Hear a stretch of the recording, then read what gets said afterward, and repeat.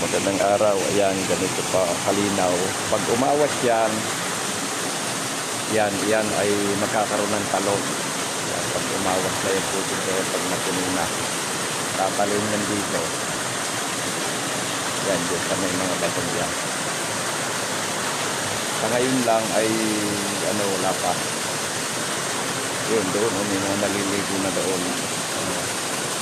Maaga doon.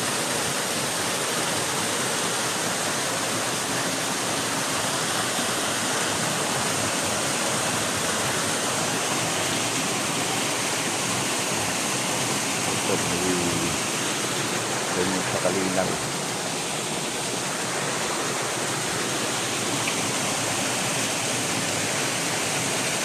Yan naman, wala siyang burak.